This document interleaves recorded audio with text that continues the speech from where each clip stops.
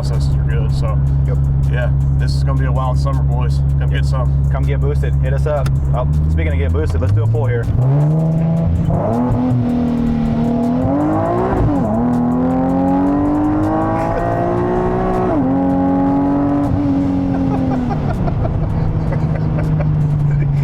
I had to pay attention to this one. Stock tires, they get lit. Hey, what's up guys? Nick from SOHO Motorsports, and we're back with another build. This time it's a 2010 Nissan 370Z, and let's talk about how we picked up over 300 wheel with our SOHO Supercharger setup.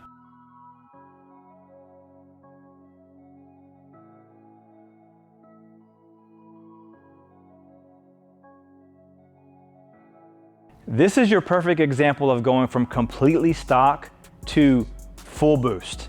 So this is a 2010 Nissan 370Z. It has the automatic transmission, and the client's overall goal when this build was done was to do 600 wheel.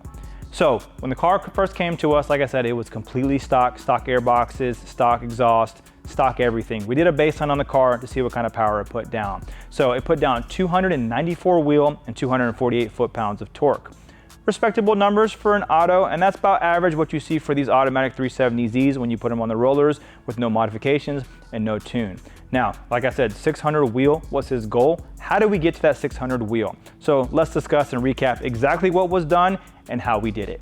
So the SOHO Supercharger setup was used. This is the filtered setup that we offer, and it does come with the 7-pound pulley, which is going to be the blue pulley that you'll see in the actual video that I'll pan over here. And so being able to do 600 wheel on a 370Z, especially in automatic, sometimes can be a difficult task. However, we have the formula to be able to do that. And what is it going to entail? Because he still wanted to retain high flow cats, or he still wanted to retain the catalytic converters, of which we upgraded to the Z1 high flow cats. So that was done. The remainder of the exhaust was stock. We upgraded him to our new true SOHO dual exhaust, which will give you some sound clips of how it sounds, because in my opinion, it's probably one of the best sounding exhausts that we offer here. And I just love the way it sounds. I love the way it looks. It's a game changer for this platform. So we'll talk more about that exhaust here as I talk about the build.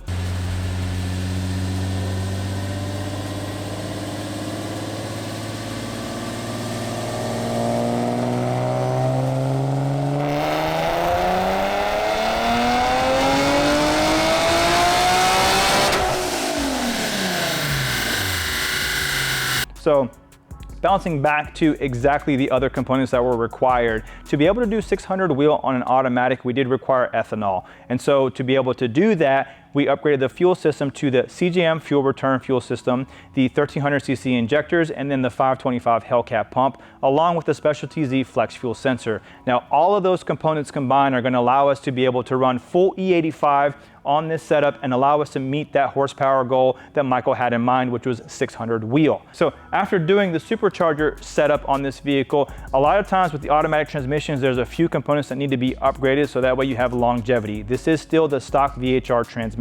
So we upgraded the flex plate to the LOJ flex plate, and then we also incorporated an automatic transmission oil cooler. As you guys are aware, when you increase boost, things tend to heat up a little bit quicker, and making sure that the automatic transmission fluid stays within spec is going to be just as important as making sure that the engine oil stays within spec. Speaking of engine oil, we also upgraded the oil cooler to a 34-row oil cooler. That's pretty standard anytime we do any kind of forced induction build. 34-row oil cooler is going to be standard.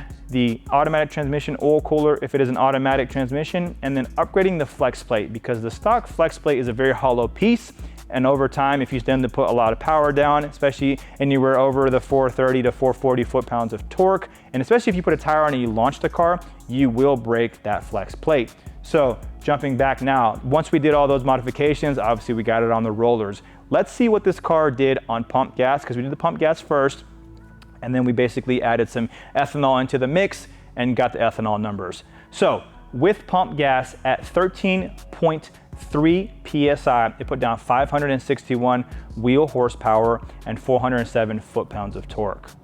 Great power, 13 pounds. We're still below that threshold that I always talk about, 14 pounds or so as far as being on pump gas.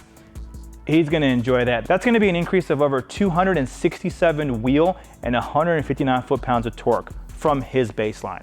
Now, after we did that, We were able to put some E90 in it, mixing along with the 93. It actually made the content to be around E60. So with E60, we still retain the same boost level on this vehicle. The boost level was 13.72, a little bit higher. However, adding the ethanol allowed us to net that 606 and 426 foot-pounds of torque.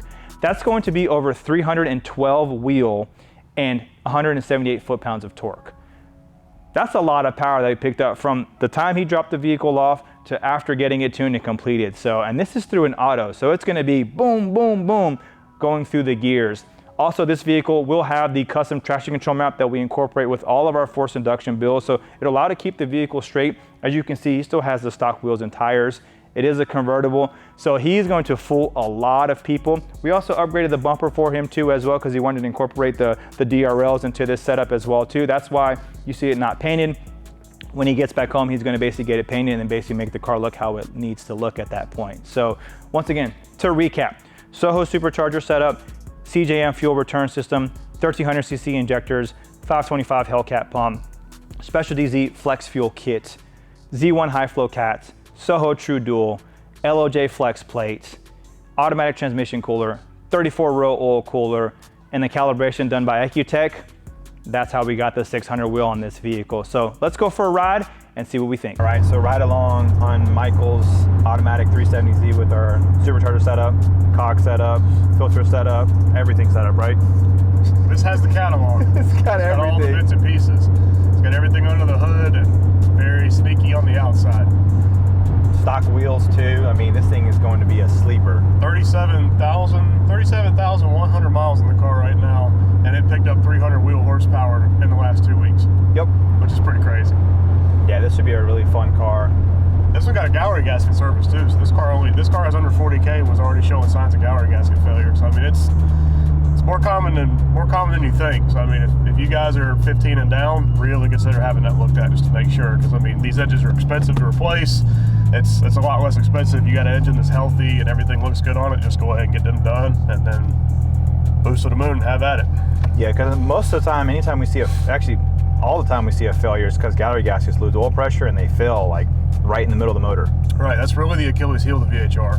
Obviously, you know, factory cast rods and pistons aren't the best for making power, but when it comes down to it, like the only thing that actually stops that engine from going 200, 300,000 miles on a regular basis, there are those that'll do it, but the only thing that really stops is that. Like, that's it. Otherwise than that, the engines are super solid and don't have a lot of other issues. It's really just the gallery gasket problem. Yep. And it's a hidden killer too, because it'll lose oil pressure internally, so it's not like you see a leak. And, you know, so yeah, just like I said, if you're 14 and down, get them checked out. 15 and down, anywhere in that range, just to make sure everything's happy and healthy, and then call us for boost. That's it. Yeah, whether supercharger or turbo, right? Yep, that's right.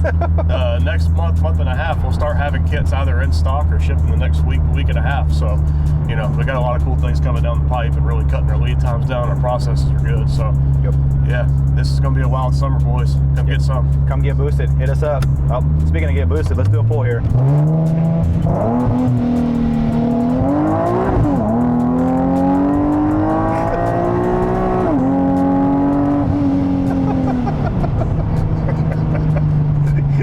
I had to pay attention to this one. Stock tires, they get lit.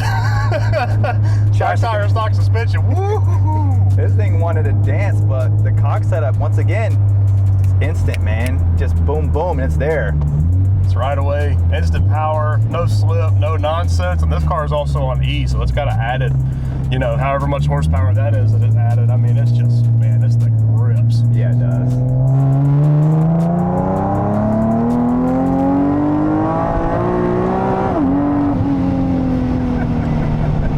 The higher you go in the RPM, the harder it pulls. There's no stop to it. Like it doesn't fall off. It doesn't taper off at the top. It's just like hold on, pushes you in the seat harder and harder and harder the more you stay in it. So I mean, that's one of the beauties of these kits. There's no delay.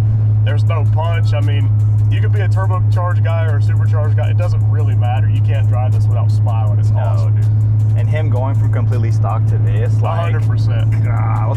Like, my man's gonna go get groceries in this car, like take the wife out, like, you know, and there's gonna be a lot of people who's like, oh, hey, look, it's a 370Z that's all stock with an exhaust, and they're just gonna wipe the floor up with them, like. Oh, he's gonna have so much fun with this. Oh, man. The surprised look on people's faces will be what really is like, wow, I just got beat by a stockish looking 370.